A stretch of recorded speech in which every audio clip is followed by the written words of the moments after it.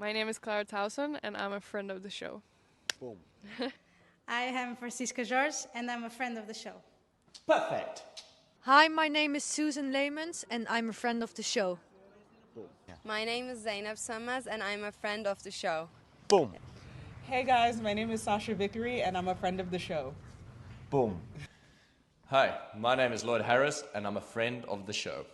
Perfect. Hi, my name is Jan Faria and I'm a friend of the show. Boom. Yes. Take one. Well done. Hi, my name is Jasmine Paulini and I'm a friend of the show. Wow, Jasmine, you got it in one time. Ready? Play.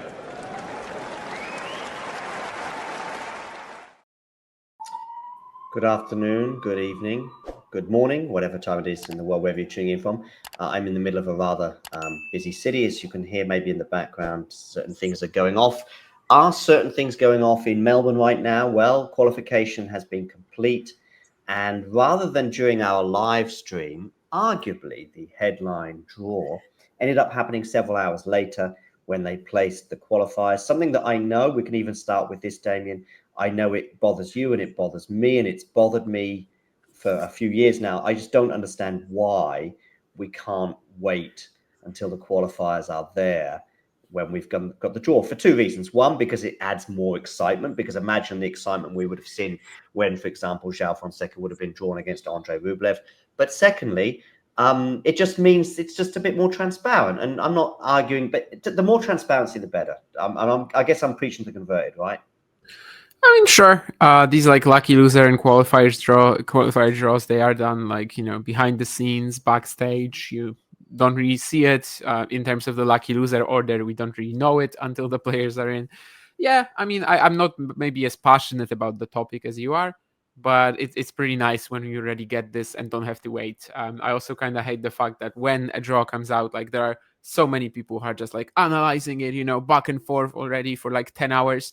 And then, not even including the fact that we will have qualifiers. And in some particular cases, including here, it's a big deal. Absolutely. And a third reason, which has come to me now, although I was aware of this in my subconscious at least, was the fact that, just giving prominence and giving a name to some of these players that, as Conor Nyland pointed out, even some of the players maybe aren't aware of or just don't want to mention in their victory speeches, if you remember when he was talking about my opponent. But I also think for fans, it's great. So those that are trying to get invested in the draws, and I think it does seem to me to be a bigger thing today than ever before. As I saw as well from the live channel that actually was doing the show. I mean, again, why slams aren't showing the draws is nuts when you look at least 10,000 people at one point were tuning into not our live show, Damien, sadly enough, but the one with the actual draw on it. I actually did write to the Australian Open about 4 days ago. I didn't get a response, but just saying, can we share the draw live on our channel? If I was in charge, I would say yes to everybody who wants to do that, because I think it's only a good thing for the sport. But listen, let's get to the nuts and bolts of is it. Am I getting carried away with the whole thing with Fonseca? Oh, by the way, of course, I did. I wrote this in jest mainly, but only because I agree with you how stupid it is to predict where people are going to be in the draw. But I was playing the game because Vanch made me laugh by doing something similar, and he was playing up to that. So I just said, Fonseca's going to draw Rublev. Here we go. And a few hours later, of course, that happened to be the case. But am I getting carried away by going, this is probably the match of the first round, at least on the men's side? I mean, in terms of the hype, yeah. I honestly don't know if I've ever seen something like this. So, like, basically, when the qualifying just feels like a foregone conclusion for a player from start to finish, and when that set player is just getting so much buzz, so much excitement compared to literally anyone else in the draw, maybe even in the main draw. As you said at the very beginning, like, to me, the story of Thursday was not where like Alcaraz lands, where Zverev lands. It was where Joao Fonseca is going to be. And I think that was actually the case for most people. It's not just in my twisted bubble. And this is something that maybe not even Carlos Alcaraz had in 2021 Australia, 2021 French. A lot of people were excited about him, sure. I'm not saying, this is exactly right, that like, we should be getting more excited for Fonseca than for Alcaraz. I'm not saying that at all. In fact, I think Alcaraz was like from the very beginning of his career even more heralded. But I just don't remember there being that sort of again, just a buzz that's been around around social media since the draw came out, since the qualifying draw came out, really. And of course, the fact that he also like demolished all his opponents along the way is amazing. It's definitely a match where we like have zero idea how to estimate the winning chances of players. We've had Fonseca clashing against some top guys. Yes, I mean, he beat Menchik, Fils at the Next Gen Finals. He had some wins, of course, last year too, including Fils in Rio, where he kind of demolished him. Out of top 10 players, Rublev is like, what, joint second? No, I mean, not joint, but like second most vulnerable, probably, alongside Ruud. You've sort of done this in your head. You just looked at all. Who's Ruud playing in the first round?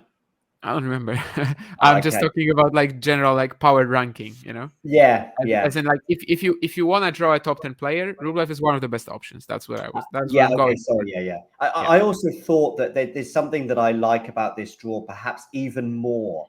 I mean, I would have loved it against Alcaraz too, and Jock. I'd have loved them all. But what does add a little bit more interest for the neutral observer is that, I think there's a chance here for Fonseca to, let's say, take the first set. We'll get into a little bit more of that probably towards the end of this. What will be, I hope, a pretty short episode. I was thinking 5 or 10 minutes, but we're already 6 minutes in, and we're just sort of beginning with our thoughts. But of course, what adds the intrigue to this particular draw, which is one of the reasons I mentioned it in the live chat last night or this morning or whatever time it is, and we're going to get more of that in the next couple of weeks, is the fact that there's a real competitive element to this. Maybe if it was against, especially, I think even more so if it was against Sinner, for example, I'd be going, well, it's been nice seeing you, Joao, in the main draw, but your time here might be fleeting, and it might be I don't think it would be a demoralizing loss, but I think it might burst the bubble for a bit.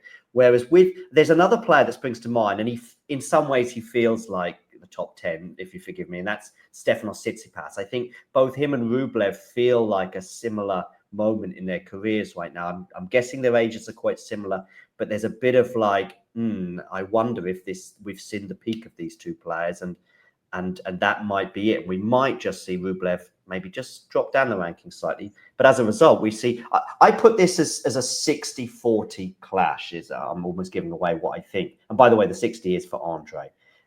Just before we get into what you think about it, is I actually want to think about Joao.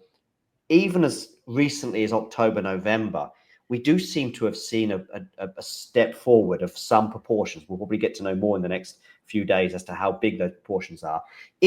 Are we getting carried away, Damien? Are we seeing significant jumps? Is it the fact that the opposition maybe hasn't been the most taxing, even in the qualifiers, that his draw was quite simple? Or are we? Is the getting carried away justified? I think it is. I think the jump was even like more recent. November, he was still playing all of these European indoor challengers, losing to, who was it? Choinski again, I think. And that was the second loss to him in this season. Then in Lyon, he plays this amazing match against Landaluce, of course, a fellow young prospect. And you kind of expect him to push on to take the title from there, but he has a very poor showing against Emery in the semis. And that was kind of the reality of Fonseca, let's say, the last few months. September to November, just very good showing here or there, but you can't really combine it into titles, into a final somewhere.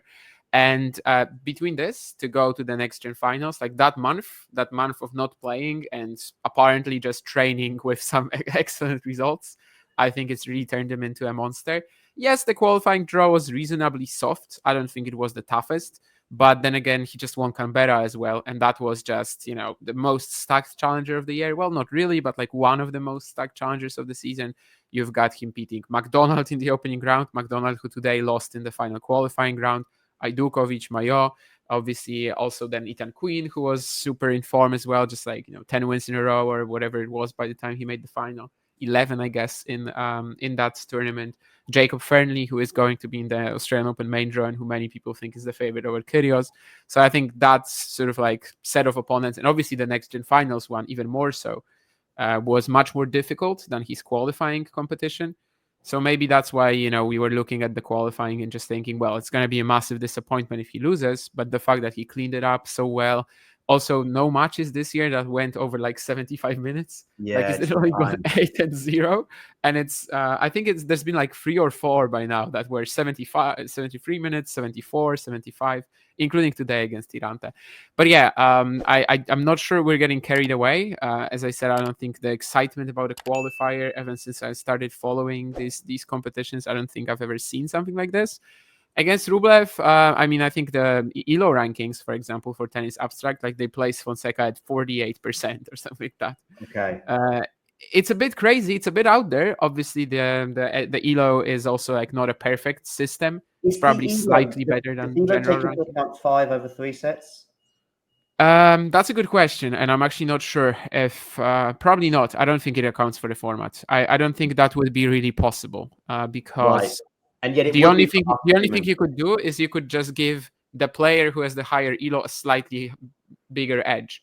But like it's impossible for the ELO ratings to just look at the fact that Fonseca hasn't played best of 5 and Rublev has played billion matches in best of 5. I think that 48-51 is probably slightly inaccurate. Like I would probably place it just as you did, more or less. Yeah. 48-52. No, yeah, because it was like 51 point, Got it. But yeah, sure. Obviously, 48-52. If we round up the numbers, so I think it's probably slightly inaccurate. But then again, we just don't really know, right? It's not something that we've seen Fonseca attempt before. What you might have said it in between or in a couple of lines. I was just making a couple of notes. What is it that Joao has really like specifically stepped forward? Because I'm reading things along the lines of the service better. Is it the fact that he's just being more consistent? Has he made a kind of a Yannick Sinner style step forward in terms of just being far more solid with maybe a slightly more margin? Is he being just more consistent? What is it? Is it the return? Or is it a bit of everything? I mean, definitely solidity is a part of it. There's like bigger targets. But yeah, especially serve return, I think.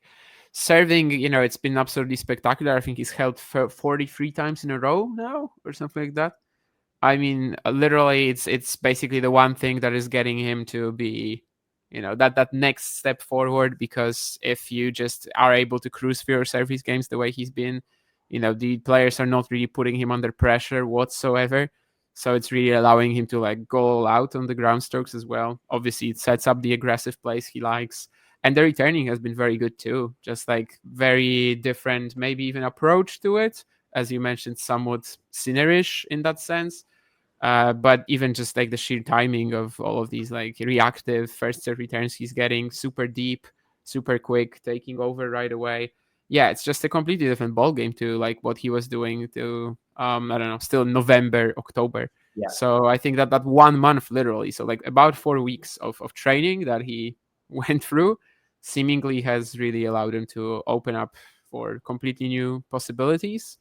And yeah, I mean, we want to see that, right, from youngsters. These off-season training blocks are especially important for players at this age. And it's fantastic to see that he's like really worked out so much stuff during such a short period of time. Indeed. I think as well, we can be even more confident. If there were, I still wasn't sure probably in October, November, we still don't know what the ceiling will be. And as you rightfully said, when referencing Carlos Alcaraz here, we're not saying that the boy's going to win 4 Grand Slams over the next 2 or 3 years. But I think those that were thinking there was potential there now can actually be I think even those that were sort of quietly confident here was a guy. I think even those probably individuals like yourself were probably a little bit surprised by this meteoric jump over the last 4 to 6 weeks.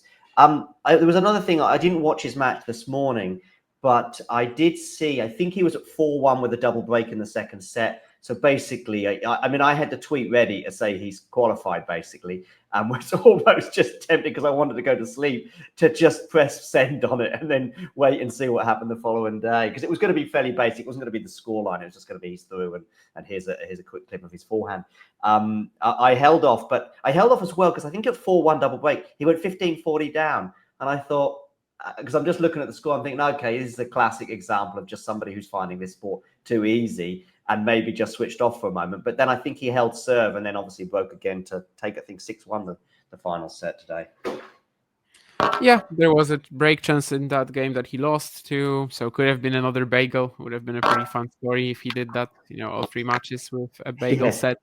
But obviously, in the end, it doesn't really matter. It was pretty wild today because, yeah, it just didn't really feel like this is the question, like whether Fonseca will qualify. But instantly, you were just thinking, I mean, yeah, who is he going to get in the main draw? And of course, in terms of that, he definitely delivered. So it's going to be something just unbelievable to see him clash against the top 10 player. I know that on like a previous show, I said that, a draw like Menchik last year would be very nice if he like gets a win and then plays that top player. But in a sense, like he doesn't really have much to lose.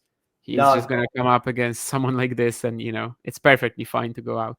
Absolutely, in almost any fashion. I mean, even a straight sets loss, especially if there's a couple of competitive sets in there. Let's come to Andrey, because we have been talking for 15 minutes about qualifiers and blah, blah, blah, and then obviously a good 10 minutes about Joao. But there is going to be another person on the other side of the net, even if Joao hasn't always felt like it in the last week or two. It reminds me of, I was reading a tweet the other day about Newcastle training, or was it Spurs? It doesn't matter. There were this Premier League club were training 20 years ago, and they had no opposition. It was just a practice match, and the guy passed it back to the goalkeeper, and the goalkeeper wasn't concentrating, wasn't ready, and let the ball in the net. And so there was a practice exercise with no opposition, and the team were already 1-0 down. And it reminded me with Joao Fonseca, because at times it maybe felt like him for the last couple of weeks, that there wasn't anyone on the other side of the net, and his balls were just flying past the opposition. However, there will be somebody, of course, on the other side of the net come. Do we know in the morning or sorry, is it Sunday or Monday he's going to be probably playing? I have seen top half. I mean, we know this already, but I just don't really care. No, like, I'm gonna watch it anyway. Is it Monday, Tuesday, or Sunday? Who cares? But anyway, Andrey Rublev. The other sort of one of my two notes that I've made is 5 sets. It's why I'm going slightly more strongly than actually, because I wrote on Twitter 50-50, but I've actually changed it more to 60-40 in Andrey's favor, and that 5-set dynamic has just pushed me a little bit towards that. Andrey's 5-set record feels good. I wanted to check, but I didn't have time in the end. But I feel as though Andrey's certainly experienced, as you said, 1 billion 5-set matches. Joao, of course, has never played a 5-set match, to the best of my knowledge. Go on. Oh, well, you're thinking finals. You're thinking the next gen finals, with 4 games for a set, etc. But you get what I mean. Certainly not 4 5-hour matches anyway. And I feel like I've watched Andrey in many of those, and I remember him winning quite a few of them. And I'm remembering a win over Chapo maybe in New York a couple of years ago. Yeah, the physical intensity of Rublev's game is just really important. Yeah, that's like one of his major assets for sure. As you said, like the last year, he kind of starts giving you doubts. But then again, the worst season in 5 years was still ATP finals. Yeah. And, he still made the Australian Open quarters, for example, beating the Minor and kind of like outlasting him in these like 4 or 5 in about 4 hours, right? And especially in the 4th, 5th set, having a huge physical edge. It's definitely a physical intensity that Fonseca hasn't like competed against. Yeah. Even against Menchik Fils at the next gen finals, it's not the same. So that's kind of like one of the major points, I suppose. In general, like Rublev is vulnerable to players like this who can just kind of attack him with big pace, and he doesn't obviously have too much in terms of variety, being able to break the opponent's rhythm or something like that. Last year, was it that he went 5 sets with Thiago Seybothville at the Australian Open? And like that's, a path to, let's say, not victory in that case, but a path to keeping the match competitive against Rublev that like Fonseca can also very much attend, just like, go out and be redlining for 2 sets. Yeah, it's very possible. But yeah, we'll see, especially how like Fonseca holds up defensively. He's got a lot of like these like Sinner-like footwork patterns, the backhand open stance. But still, of course, again, this is intensity, this is quality of the ball, this is pace of the ball that he hasn't really faced in official matches at the very least, because obviously he's practiced with many top players. He was a sparring partner at the ATP finals 1 year. But yeah, I mean, it's definitely going to be something new. And because of that, we just don't really know how to estimate his winning chances properly. No one will. You can also bet on the fact that like the bookmakers right now are just sitting and thinking, what the hell should we do? This is the toughest match of the 64. I'm assuming for them, and it's for a reason. What complicates it even further, I would argue, is that Rublev has only played 1 match this season. I almost said this year, but in fact, I think it was at the back end of what was last year, and that was a 3-set loss to Fabian Marozsan, right, in Hong Kong. Yeah, last year he won Hong Kong. This time he loses in the opening round. Is it a We've big played deal? one match since November. I mean, that can't be helpful. Sorta, yeah. I mean, definitely also you can argue that Marozhan, once again, similar kind of Sabovid Fonseca-ish playstyle. Yeah. Like just, go at the other guy and then Rublev has to go into that hitting contest where he's usually pretty good. But on the other hand, if the opponent is really firing, what is he going to do? He's not suddenly like going to start, I don't know, slicing and changing pace and everything. No, not really. So maybe you can even argue that that's a bit of an argument for Fonseca. That once again, this path to victory that he potentially will try to go on against Rublev is very much viable. Yeah. As I said before, that I'm going 60-40 in favor of Andrey. So I guess that would be a 4 or 5 set win for him. Let's see if Joao maybe hits the ground running and takes the first set, but perhaps does eventually run out of steam. Are you prepared to put your head on the block, Damien, and give us some sort of idea on how this match might pan out? I mean, it's not really a match where like conventional logic applies because again, we are working on very limited info. Strictly like quality wise on the eye test, do I think Fonseca has a chance? Yes, obviously though, I think Rublev is a favorite, like 51-42, 52-48, like Elo is suggesting. I think that's a little bit of a stretch, but that's mostly best of 5, to be honest. Like you throw them in against each other now in like Adelaide or Auckland, I would maybe even be tempted to call the 50-50. And you're going to get very different opinions on this from like everyone in the world. I know that Nurlan has been firing on Twitter today and basically saying that the kid is in gigantic trouble or something like that. And I mean, I don't really understand the call because, well, again, he doesn't really have that much to lose. He loses to Rublev here and it's fine. He goes to the next events and he breaks it up 100 in a month. That's not really that much of a big deal at the moment. However, yeah, I think you're gonna find people who will be annoyed with the hype, and you're gonna find people who will just be like riding that wave.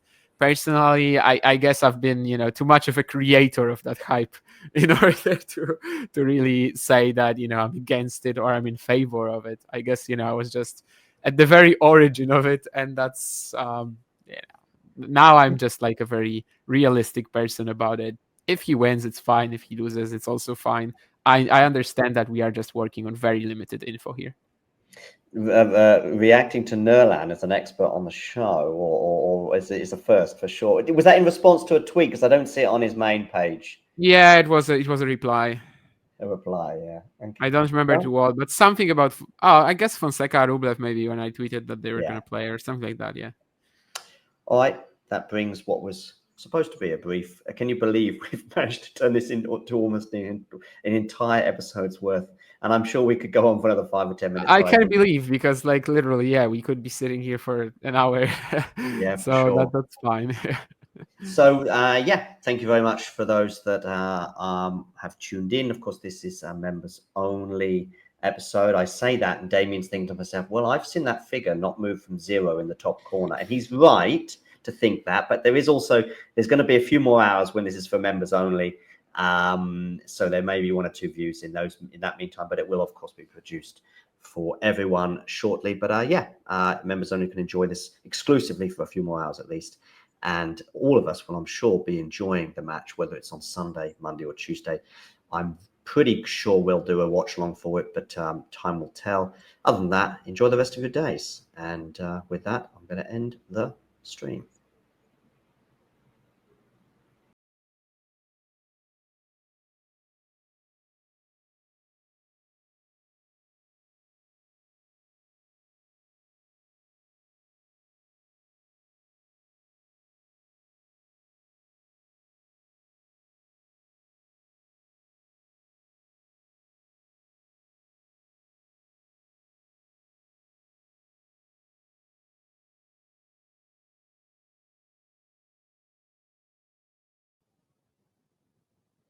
Hey, thanks for taking the time to, well, you haven't got any choice, actually. I'm just talking at you, if you like.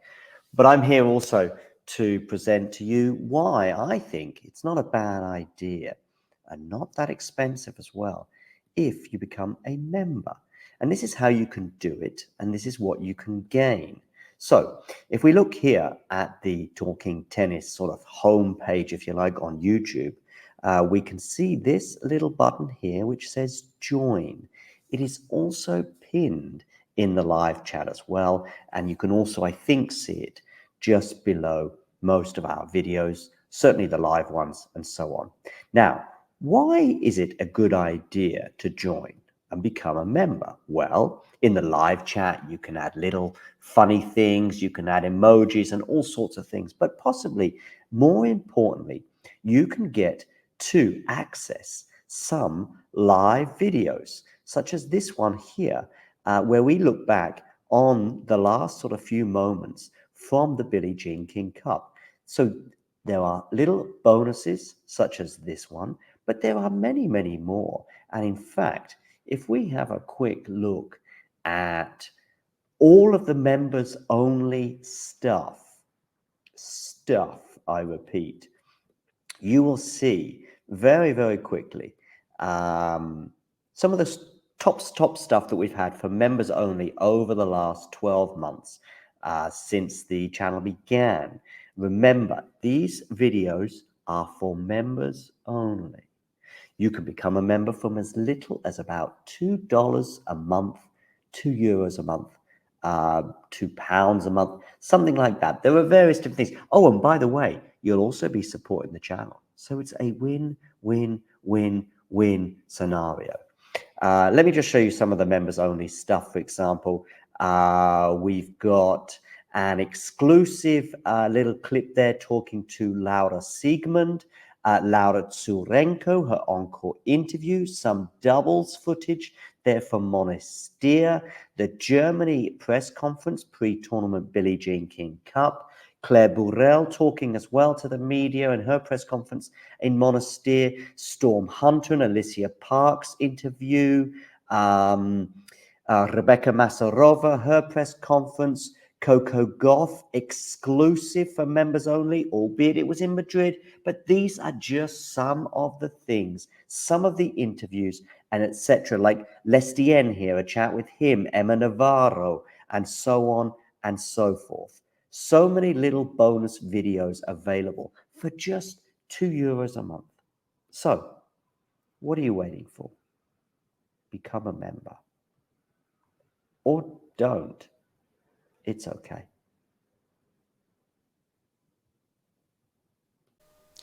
If you enjoyed this video, make sure you hit that like button. Don't forget to subscribe and click that notification bell so you don't miss out on all things tennis.